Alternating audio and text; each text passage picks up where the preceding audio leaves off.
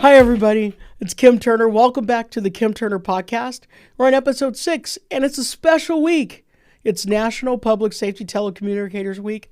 So, happy Dispatcher Week to all the dispatchers out there, and super excited for you to be here for our special episode of honoring our headset heroes. And today, we're going to listen to a little snippet out of Phoenix PD.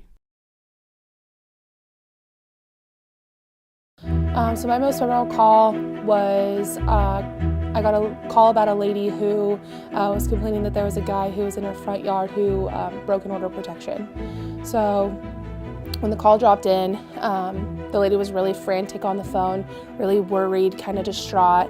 Okay, take a deep breath for me, okay? My kids are inside. Right now.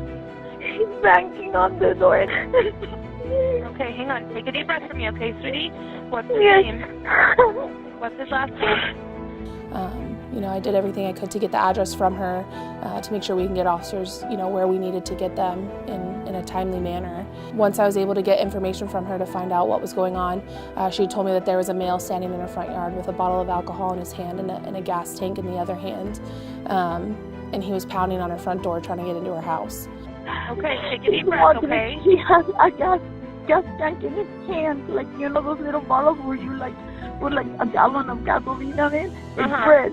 And he's walking right now. He's walking with me. Okay, take a deep breath. Take a deep breath. Oh, my God. And are all your doors and windows locked? Yes. Please. Sweetie, officers are driving. They've been driving the whole time, okay?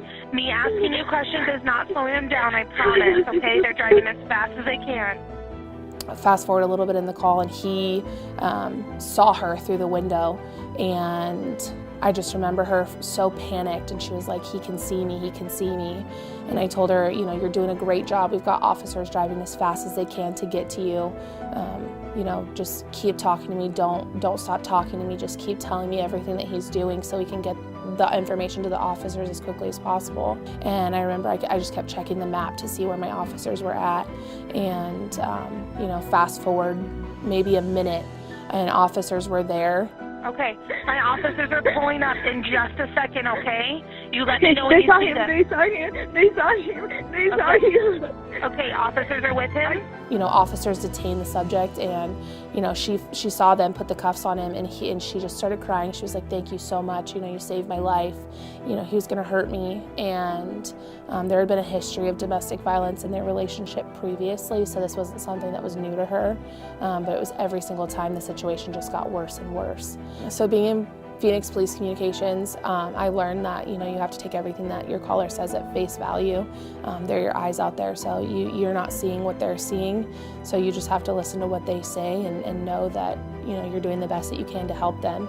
And when I took this call, I was 2 weeks out of going solo, and I feel like I was prepared with the training that I was given to be a strong call taker, to expect the unexpected and know whatever kind of call drops in. Being prepared for that and knowing that I was able to do everything that I could to make sure that my officers were safe, and they were able to do everything they could to keep this citizen safe. All right, so the first thing I want to say about Miss Cheyenne is that clearly she's an OG call taker now, because she didn't even have her spit guard on her headset. So all my dispatchers know exactly what I'm talking about on her mic. The second thing I want to kind of spend a moment here to discuss is, what's the longest time for us? The longest time for us is when we have a legitimate victim on the phone and we're waiting for our field first responders to get there. We have the salient facts, right? We have the proper priority, the proper call type. We know they're on the way, but we have to keep them on the line. Sometimes filling that space may seem like a daunting task. You might be thinking, gosh, when are they going to get there? When are they going to get there? What kind of questions are you asking?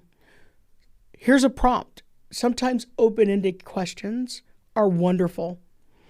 Asking a question where our victim is safe, right? So them speaking is not alerting the suspect of anything. Asking an open-ended question. What happened today to bring us to this point? What's going on?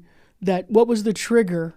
Will the officer's presence trigger anything from the suspect? Like things like that, and just wait and just listen. Just let them talk. That helps us fill in that space, but it also provides intel for the units that are responding. So just a little training tip there. Cheyenne, thank you for sharing your story. I think it's fascinating, and thank you for all you do. We also like to shout out departments who are recruiting, because we all know we did a whole episode on recruitment and retention and some tips there.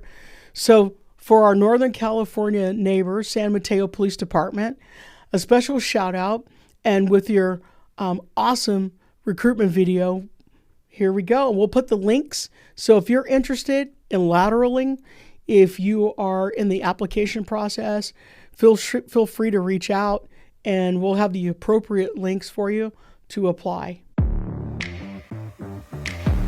San Mateo Police, how may I help you? I feel incredibly lucky to work here in the Communications Division with the San Mateo Police Department, and the skill level of the dispatchers here is unparalleled.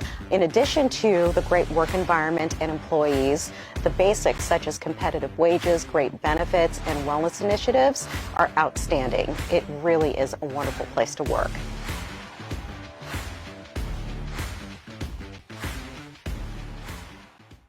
And if you missed it, they have a $15,000 hiring bonus. And one of my old friends, Lance, is in that video. So shout out, Lance. I miss our days at San Jose PD.